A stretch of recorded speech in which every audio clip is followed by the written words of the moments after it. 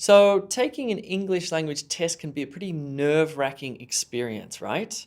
And sometimes, if you become too nervous, it can sort of cloud your thinking. If you suffer from this, then you should listen to this podcast that I did with a guy called Harley de Vos, who's a performance psychologist. We talked about different strategies on how to tackle anxiety and test performance, so check it out. Hello everybody, my name is Jay. I'm one of the expert teachers here at E2 Language, and today I'm chatting to a sports psychologist named Harley de Vos. How's it going, Harley? I'm very well, thanks, Joe. How are you? Yeah.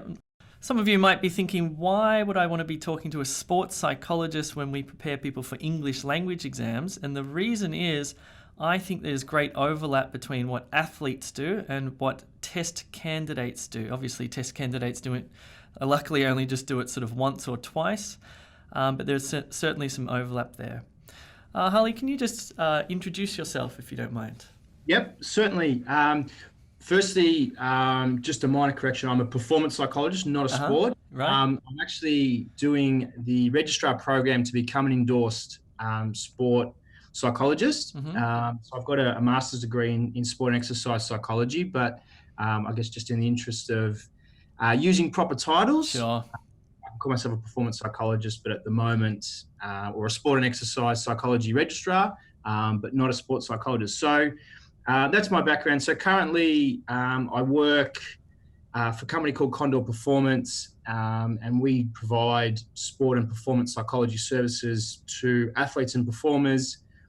We work with individual athletes, we work with coaches, we work with teams, and this work is both with athletes and performers based in Australia, but also globally as well. One of the, I guess, advantages of being in 2020, and especially it's been probably amplified on the back of COVID-19, is that, you know, with all the technology that's available now, you don't have to be physically in the same place as someone anymore to be able to access those services. Nice. So Yep. I do a lot of work with that, work with a whole host of athletes and performers from different sports. And I've just started a PhD, which is in sports psychology, which I'm doing through the University of Newcastle, and that's in partnership with the Australian Institute of Sport. Nice. And what's your focus in your PhD?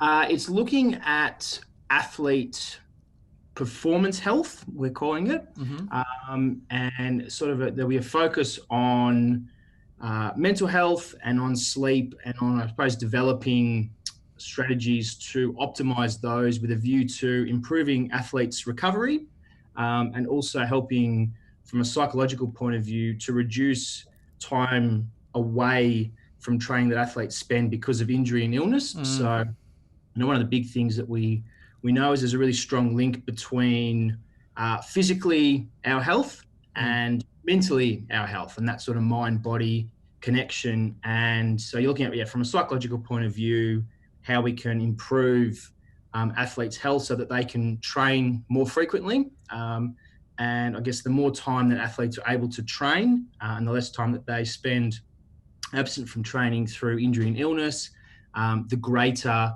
that they're likely to be able to produce their best performances when it really mounts. Nice. And so it's sort of in that space that we're looking. Yeah, nice. Yeah, the physical and the mental, they're obviously so tightly interlinked, aren't they? Yes.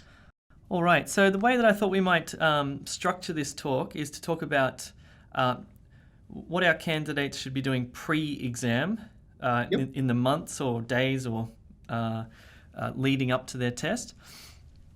I then want to talk about what they should be doing on the day of their exam, and you mentioned sleep there, which will be a part of that. Obviously the night before, hopefully not during the exam. No. And then I want to also talk about their performance and their what's going on during the exam itself. And I should just also mention here that I've taken these tests myself. These tests are very high stakes. That's why I wanted to talk to someone about performance. And they can be very anxiety provoking. And one of the things that happens when you get very anxious before an exam or during an exam is that it inhibits your cognition. Obviously, this is different than sport because I suspect you're focusing more on how it affects your physical performance. Correct me if I'm wrong. Here we're really thinking about, you're not so worried about your physical performance in an exam, obviously, but certainly worried about how you're reading that text, and are you able to concentrate on that text? Are you able to comprehend that text or speak? I guess there is a physical aspect to speaking, stuff like that. What do you reckon there? I think one of the things about performance is that it's so intertwined between the physical and the psychological. And I guess in some sports, there's certainly an external element where it's perceived to be a very physical sport, and in a 100-meter sprint, the person who can run the fastest is going to win. Of course, what actually allows that person to run the fastest is often based on psychological underpinnings. Those that can deal with pressure the best in the moment of the Olympic final, for example. So it's the person who makes the least mistakes or that can be the most focused is who's going to win in that sense. So certainly from that, and I guess, if we're talking about it from a pure exam point of view, there's a much higher cognitive and intellectual component there, but there's still a lot of the principles are the same. There's still the capacity to talk. If it's writing, you've still got to write and deal with that. And we know that, anxiety in a performance setting can certainly significantly impact, even most basic motor skills, such as talking. And I'm sure, a lot of us will have experienced at some point doing whether it's a presentation in a classroom or delivering a speech in a public space, where you get so anxious that it's actually really hard to get the words out. Absolutely. So there's definitely that physical component there as well. Oh, it's fascinating, isn't it? Really, really interesting stuff. Yeah, and the other thing is, I think people underestimate how much this can impact test performance. Even native English speakers who go and take these tests can experience this as well. And all of a sudden, their language skills, which are native, natural, are inhibited. And also, language is just one of those weird things where some days you wake up and you speak like a poet, other days you wake up and you struggle to get a sentence out too. So there's a lot of variability just in day-to-day life with your language abilities as well. All right, let's start with pre-exam. What do you think our exam candidates should be doing sort of leading up to their test? Let's say a week out from their test. A week out. So I think the key thing to performing well in most situations is you want to get your work done early. So, the classic saying, proper preparation prevents poor performance. So really, I suppose, focusing on that, having really strong study habits is really important. So that's where, a good routine can be, recognizing within yourself when you study the best. So some of us, if we wake up early in the morning and the first thing that we do is sort of hit the books for a couple of hours, because that's when we're at our best mentally. We might be at our sharpest and things like that. Others, okay, I might need to sort of ease my way into the day before I do it. But certainly, developing really strong study habits is a really important first step, I think, that needs to be built up. Obviously, the more that you know, the more confidence that you can take, that you can perform at your best. So that's a really important thing. And, I think there's an element there, which, if we look at it from a performance side, when we watch athletes and we watch top performers do their thing, for the average person, there's kind of that awe, like, wow, they're so amazing. But what you overlook is the fact that they have put in so much hard work to get to that point. Yeah. And that's the key thing about performance, is you've got to work really hard. So, when it comes to preparing for an exam, you've got to put in the work. You're not going to fluke it. So I think that's a really important first step, that you've got to actually do the work. Good call. Yeah, that's music to my ears. We're all about preparation at E2 Language, so that's great. Yeah, it really is. Have to start building up your endurance as well. One of the things with these exams is they go for about 3 hours, and if you're studying bits and pieces here and there for 10 minutes or 20 minutes, it's a whole different ball game when you're into the last bit of the exam, the end of the second hour of the exam, and it's in the listening section, and it really is a test of endurance. So that preparation for endurance is really important too. What would you say about preparing?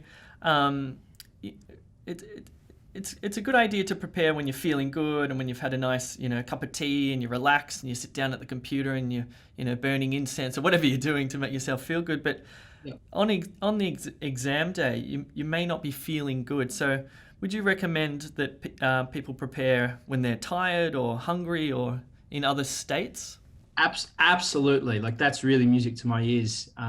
Definitely, you want to spend some of the time doing your preparation, preparing when things are really difficult for you, when you're not at your best, when, as you say, when you are tired or when you're hungry or whatever it is, because absolutely right, on exam day, we can't guarantee that you're going to feel at your very best. And one of the important things in performance is you don't have to feel your best to perform your best. So there's a big difference between those two. So absolutely, practicing when you're not feeling well is really, really important. So definitely we want to be doing that at least some of the time. Some of the ways that I guess can help that, for some people, that might be studying in the evening at the end of the day when they're really tired, or putting in a solid block of study before dinner when they're hungry, and just being able to deal with that. Doing some study when you don't want to do it, when your mind's protesting and it's telling you to go and do other things, but actually just sort of sitting down and doing that is really important, so that you develop experience at being able to produce the work when you don't feel like it. Great. Yeah, I mean, I remember taking the IELTS test, and I had to get up at about 7 a.m. to get to the testing center, and then had to wait in line for hours. I can't remember what I ate for breakfast, but then the first cab off the rank is the writing test, where you have to write a 250-word essay, and other bits and pieces, and that's at 9 o'clock in the morning. And I really thought to myself, wow, how many people wake up and write essays? That doesn't happen. So that would be a really good practice, to wake up and get in that mindset. Yeah, I think there's a lot to be said for being able to try and replicate exam-like conditions as part of your study. So that's the same thing. So doing some work at the time. So yeah, if you've got an early morning exam, we'll practice getting up, getting out of bed, getting ready, and doing study at that time, so that becomes a little bit of a routine for you. I think that's really important. Yeah. Yep, absolutely. What about, most people are okay. They get a few jitters and they're, they manage through whatever. It's not such a big deal. But we do have some people who write in and they genuinely suffer anxiety issues. What sort of practices? Do you recommend practices like mindfulness, meditation, or physical exercise? How can these people leading up to their exams sort of calm their nerves? Yes, look, certainly, for anyone that is struggling with an underlying mental health issue, it's important to know that there is help available, and there's really good help and support out there. So certainly for anyone who's in that category, I'd strongly encourage you to go and speak to someone. It may be someone like myself, who has an interest in performance, but also has a strong interest in mental health, or it might be someone who specialises in an anxiety disorder or something else. But that's really important, that we want to sort of work on that. But if we're talking about general, performance anxiety and how to manage those nerves, certainly the mindfulness and meditations and guided exercises and relaxation can be really helpful. What I would caution against, though, is if people aren't already familiar with that, it's probably not a good idea to start doing it. So we don't really want to be introducing anything new right before a major performance, because that can actually be detrimental to performance. So for those that have experience in that, absolutely, that's a really good practice to maintain. But if you haven't, and it's only a few days before the exam, don't start now. Don't go on a meditation retreat. I wouldn't be doing that. Fair what enough. I think can help, certainly movement is really important. And so yes, in the days leading up to the exam, part of that daily routine should be some form of moving your body. That's really important, whether that's going for a walk or going to the gym or, having a hit of tennis with a friend, doing a dance class, if you can do them at the moment. But whatever it is that it is. So moving your body is really important. We know that's really great way for us to reduce stress. When we move, it helps our body to metabolize cortisol, which is our stress hormone.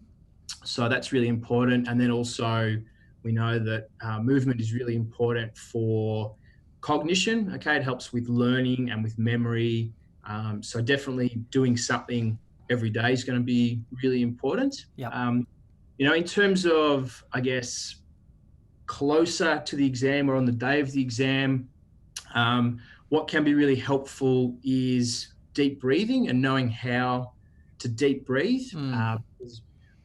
Deep breathing is really effective physiologically at actually changing our brain chemistry. So one of the things that we know is when we are in a stressful situation, such as an exam, our threat system is activated. Our part of our brain gets activated, and that's when we start to see our heart rate increase, our breathing gets shallower and faster, our digestive system shuts down, which is why we can experience the butterflies in the tummy, we become sweaty, we might become jittery.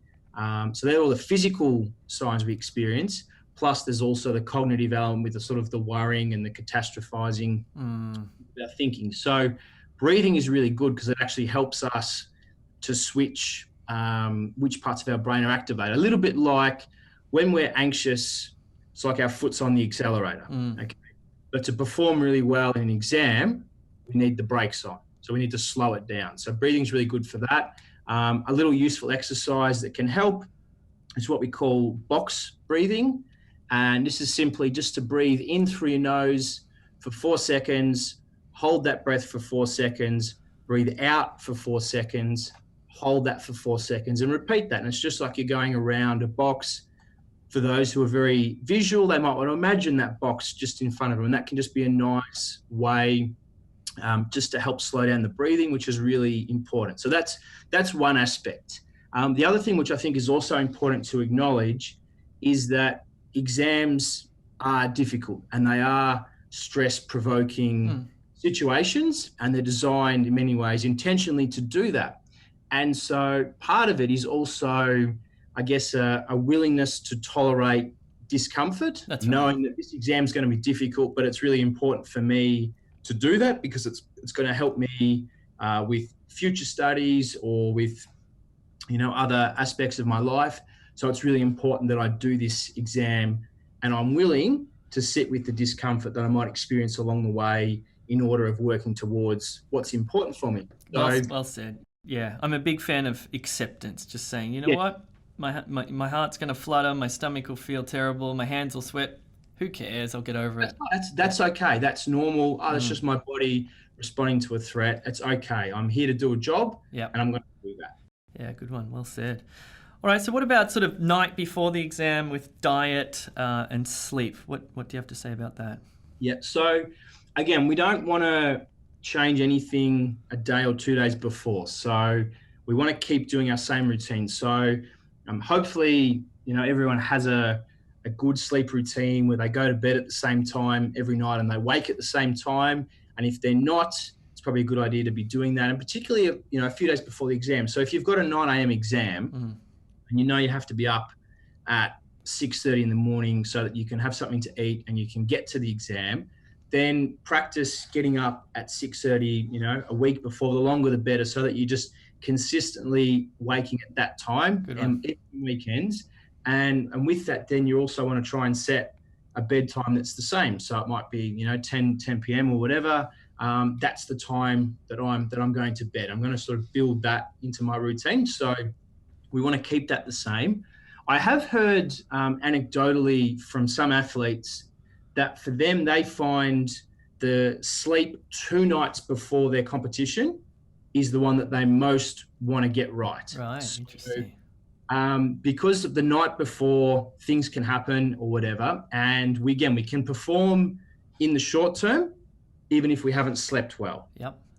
So if they can nail it 2 nights before, then at least they've had a really good sleep and a good rest, and they know that they'll be right to go. So making that sleep a priority is really important. But certainly the night before, I think what is really important is you want to do your last revision of notes. You don't want to be studying any new material that close, because that's going to impact performance. So hopefully it's just a revision of notes, and you want to give yourself a really good break. So it's about, okay, Agree.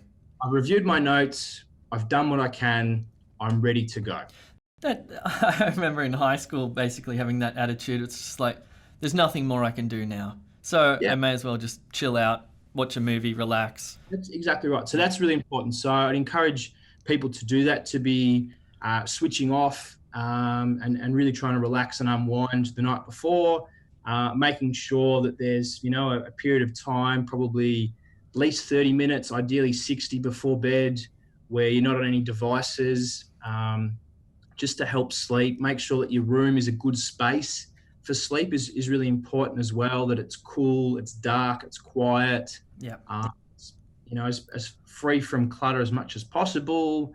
We're not studying in bed or anything like that, because that's going to impact it. So certainly that unwinding process is really important. I think that's a big thing.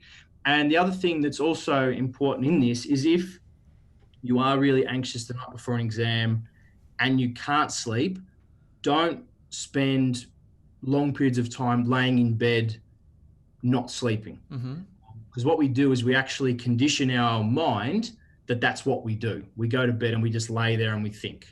So give yourself 20 minutes, half an hour max. If you're not asleep, come up, get out of bed, go into a different room, do something that's really quiet and not stimulating. Maybe it's reading or some coloring or some journaling, or listen to some really sort of soft, calming music. And there's some really great soundtracks that you can get, sounds of rain on the roof and things like that. Be really good.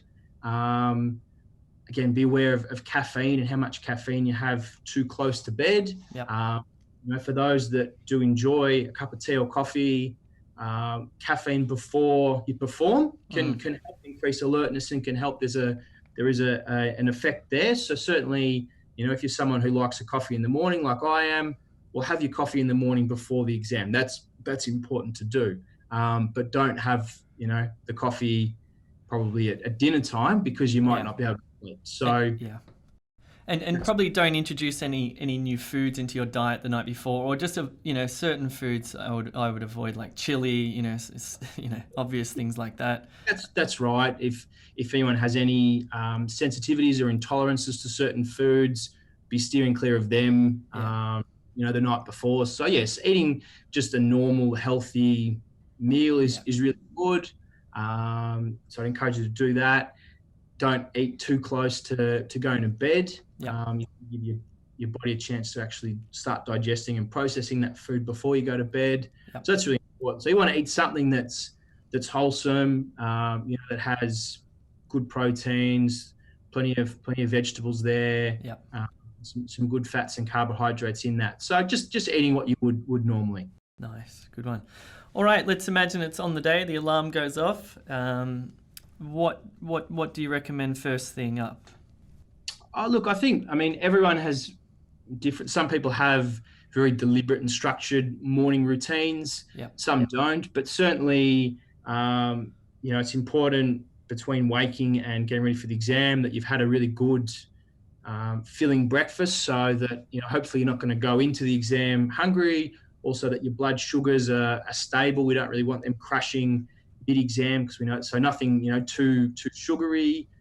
So it might be a smoothie with some fruit and Greek yogurt, or in the winter months, good porridge or oatmeal, something like that. That's going to sort of give you sustained energy beforehand is really important. It's not going to be too sensitive in the tummy and cause you any issues there. So having breakfast, if you do like, a cup of tea or coffee in the morning, have that and give yourself time to have that. Good idea to drink plenty of water as well. You want to sort of be hydrated as you go into the exam as well, because we know dehydration affects the ability to think. Yeah, good one. Good. All right. Yep. So don't change it up too much. That makes sense. Big breakfast. I'm a big fan of. I like healthy fats. Avocado, stuff like that. That seems to sustain my energy for a long time. Avocado on toast, maybe with an egg or without an egg. Yeah. Would be ideal.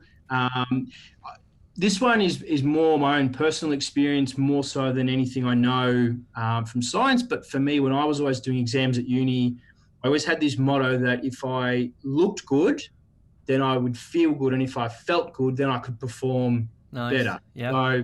So for me, making sure that I had a shower, had a shave, put on jeans, and I like it. I wasn't rocking up in my trackies and UGG boots. Exam. That was something that was important for me. Yeah. And for others, that might be important as well. Good one. No, I like it. I think you got to taking a bit of pride in how you look. You don't have to wear a dinner suit to the exam, but just something. You're smart and casual. You're going to be probably think about different layers in case it's really cold in the exam room or in the hall, wherever it's done, or if it's really hot. So that's probably really important as well, that you sort of dress depending on the conditions. Because too hot or too cold, that might impact your ability to perform well. For sure.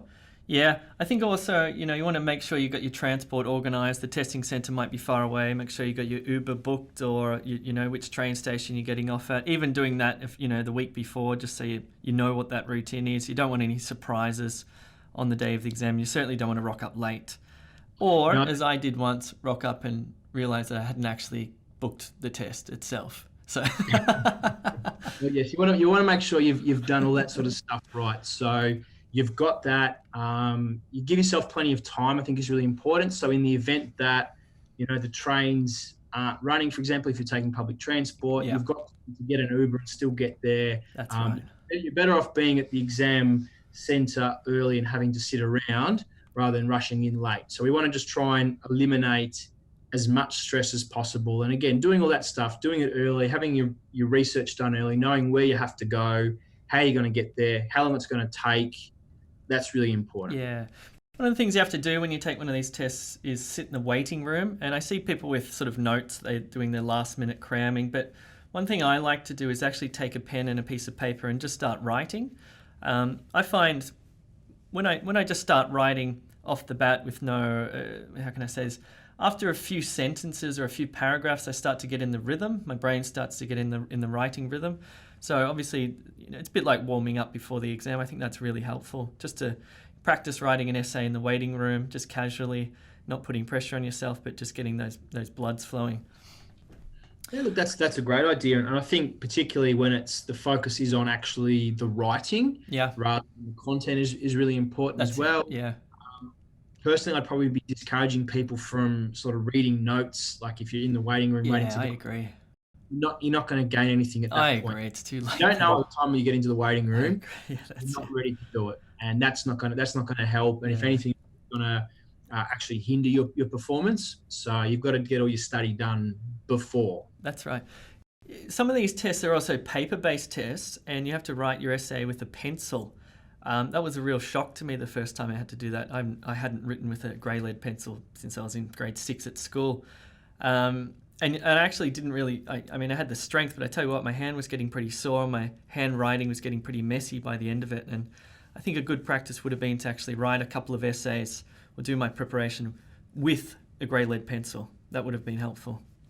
Look, that's a really great point. And definitely, certainly if you can know as much about the exam before you're going to do it so that you can prepare accordingly. So if it's going to be done with a grey lead pencil, we'll practice writing with a grey lead pencil. Good one. I think you can buy those little grips that you can put on them. So possibly if you're allowed to bring something like that in, put it in your pocket, then if you do have to write with a pencil, at least that might help you just keep your hands from cramping and tightening up, so to speak. So little things like that's really important. But definitely you want to be practicing what you're going to have to do in the exam, in the days before you go into the exam. Good one.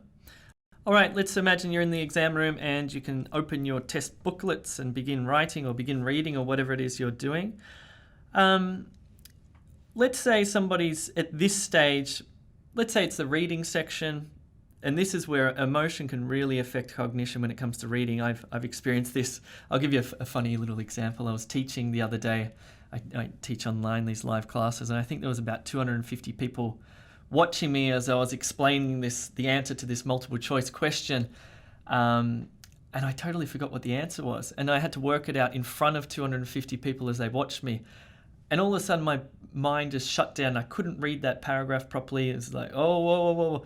I had to just say to the students, oh, listen, I'll just come back to this in a minute, bought myself some time. But that can certainly happen. What would you recommend to people when they're looking at the paragraph and it's just not making sense to them because there's too much emotion, too much anxiety going through their mind? I certainly think when you sort of go in and sit down, that's a really good opportunity to have a couple of those deep breaths. We talked before about the box breathing. So that's a really good thing, just to sort of try and really calm and center yourself in that moment. I think that's really important. Yeah. Then when you start reading, again, maybe having a breath before you actually start. Yeah.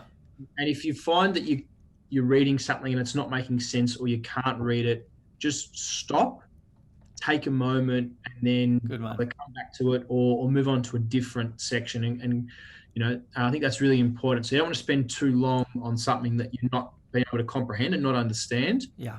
That's only going to further increase any anxiety you might be feeling. So taking that time, possibly something you could do before the exam, and you can certainly do once you're in the exam, is, we talked earlier about movement and how important that is. Or we can still move, even if we're seated, we can still stretch and things like that. And just taking a little bit of time, either in reading time or throughout the exam, just to do that is really important as well. So, if you started reading a section in reading time and you find it really hard to comprehend, well, maybe just put it down for a moment, have a quick stretch, move the arms around, just sort of shake your legs out, have a slow, controlled, calming breath, and then try again.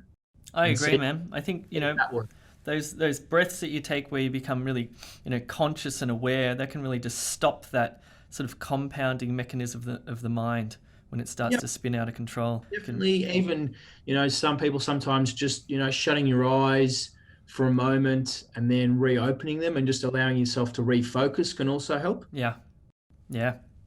Good stuff. Good. All right. What about just maintaining attention, maintaining concentration throughout this exam? I think obviously we've had a good breakfast. That's going to help a lot. What else is there that we can do to keep the focus? So I think what's important to realize, if you've got an exam and it's going to go for 3 hours, you're not going to be able to sustain your attention for that whole time. Mm-hmm. We just know that humans don't concentrate for that length of time.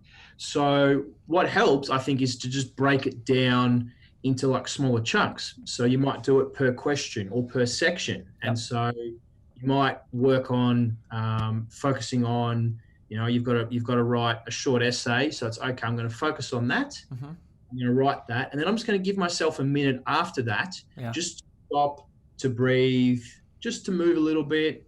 And then I'm going to go on to the next section. And so we actually break it down into chunks. And I think that's a really helpful thing to do. I know, again, another personal thing that I used to do, and depending on the exam conditions where this is allowed, but I, in exams, would always take what I would call a tactical toilet break. So in the middle of the exam, whether or not I needed to go to the bathroom, I would just go and I would just give myself 2-3 minutes out of the exam room, maybe splash a little bit of cold water on the face, just reset, refocus, an opportunity to get the blood flowing because you're moving around, and then coming back in and going again. And for me, I always found that the time that I would lose by doing that, I would gain because I was able to sustain my attention for longer. So something like that, I think, is really important. So I suppose my advice would be, don't think that you have to sit in your seat for the whole 3 hours and do the exam from start to finish. That we can break it up, we can break it down. And if you do need to get out and come back in, that can actually be really, really valuable. So that would be something I would consider. But again, using our breathing is also really important during that exam as well. Just being able to take those calming, centering breaths just to reset. And I think breaking it down into smaller sections, one, helps to reduce the complexity of the task, which makes it a little bit easier for us to do. Jay, if you and I were going to go and climb Mount Kilimanjaro, for example, and we stand at the bottom, we look at the top and we think, wow, that's really high, that's really long, I don't think we can do it. You're forgetting the fact that you have to take individual steps to get to that point. And if we start focusing on those individual steps, eventually we get to the top. Good one. Yeah. So I think we can apply that similar principle when it comes to an exam, that sometimes we lose sight of what we actually have to do because we get overwhelmed by the complexity of the task. But if we actually think, okay, I've got this section to do, then I've got this section, and then I've got that section, well, I'll just break them down and I can do that. I can do one section and then I can do the next section. Great. Well said. You know, the biggest way that candidates will screw up their test in the writing section is not their grammar, it's not their vocabulary range, it's actually writing off topic. Because what candidates typically do, or what they can do, is, you know, they're in such a rush, you know, it's like go, bang, and then they'll quickly read the question prompt, not read it properly, they'll scribble out an essay without sort of, as you mentioned, which I think is a great point, you know, stopping after the first paragraph, the introduction, and going, okay, does that make sense? How am I going to link the second paragraph, writing that one, looking at the question prompt again, you know, just doing it stage by stage. Well said. Yeah. And I think even on that, you know, from when I was at school, when I had to write essays in exams, you know, some of the advice I received was always spend a couple of minutes actually making a little plan for what you want to say and how you're going to say it. And I think, again, that time, that if you can spend a moment or two just jotting down some ideas about what's really important, that will save you time. And that helps to ensure that you're actually, what you're writing is on topic. Because there'd be nothing worse than writing a really great essay, but it's not relevant to the question that's been asked. That's it.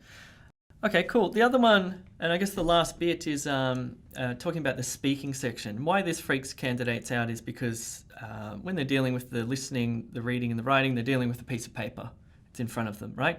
But then all of a sudden they're now dealing in the speaking section with another human being, with what's called an interlocutor, someone who's going to be asking them questions and responding to them. This is an interesting one. I guess it differs between exams. Some other exams like PTE, you're actually speaking to a computer, which people find very helpful. That can actually, you know, they prefer that to speaking to a person. My recommendation for this one is that these IELTS examiners, for example, they've seen all sorts of people come through, and they've seen people in all sorts of states of mind, right? And they're professionals. If you're shaking or quivering or whatever, that's not what they're worried about. That's not what they're paying attention to. They're paying attention to your language. So if you do find yourself in a situation where, you know, you're having anxiety that's completely normal, as we said before, I think just sort of accepting it and going, you know what, my hands are shaking, I can't maintain eye contact, whatever's going on, it doesn't really matter. You know, that's not what you're being scored on there.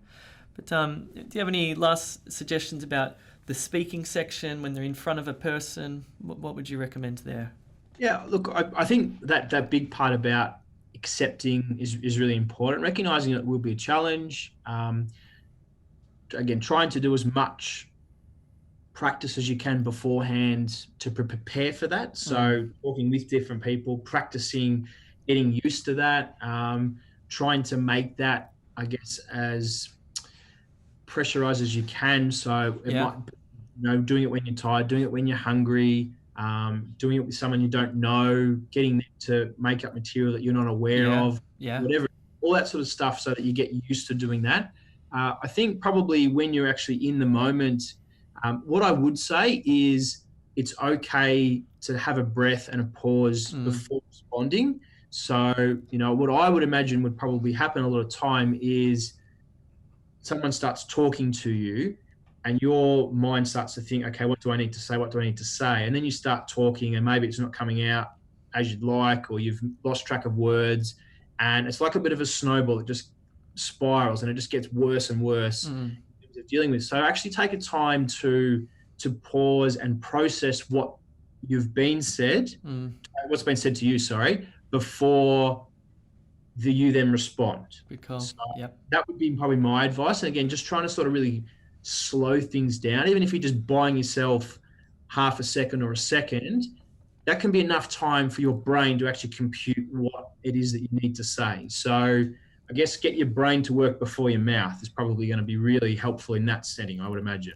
It's good to really pay attention to the other person, because your body's going to be going through all sorts of physiological whatever's going on, swirls and whirls and twists and turns and stuff like that.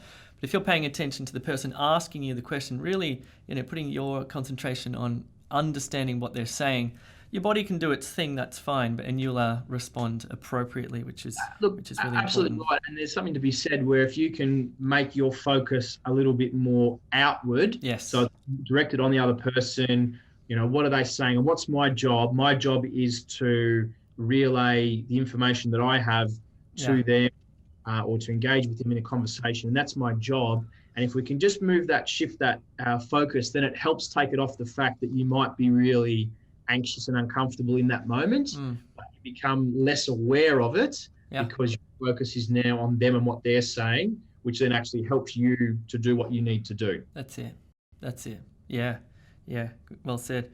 It's quite interesting. Like, I do a bit of meditation, and one of the things that I've become aware of is how often my body can be in pain, but I'm just not aware of it. And because I'm not paying attention to it, it doesn't really matter. There's all sorts of pain shooting around my body and my shoulders. In fact, if I pay attention now, it's like, actually, my shoulders are quite sore. But up until that point, it didn't matter because I wasn't focusing on that. I was focusing on having a conversation and whatever I was doing at work earlier. Yeah, cool. Great. All right. This has been a really, really good talk. I think this has been full of helpful bits of information for these people who do have to take this high stakes exam, and it is high stakes. They've got their visas or their university entrance writing on it, and we're very empathetic, sympathetic to that. Any last things you'd like to say? Yeah, look, probably the last thing, I guess, from my point of view is it's really important to believe in yourself. Good one. So, you've earned the right to sit these exams because of what you've done beforehand. And not everyone gets that opportunity. So the All Blacks have a saying that pressure is a privilege. Nice. And the idea being that if you find yourself in a situation where you feel pressure, it's actually a privilege because you've earned the right to feel that pressure. And I think in many ways sitting exam relates quite well to that idea that I've earned the right to be here. And so, yes, it is going to be stressful because it's a high stakes situation, but I've earned the right to do that. So I think that's really important. Believing in yourself, trusting your processes. So, trusting that you've done the work that will get you there is really important. And so that's where we talked earlier about, having really good preparation and good study habits early. Totally. Is important because that's what gives us confidence. I trust that I've done the work, that now I can deliver when it counts. So I think that's really important. And the final thing as well is, I think, just really to embrace the challenge and to try and enjoy that experience. Yeah. And yes, it's difficult, but if you can try and enjoy it and see it as it's an opportunity, and I think that's really important. In a lot of difficult situations, we perceive as a threat to whether or not we get a visa or we can get into a university, and that makes it really hard.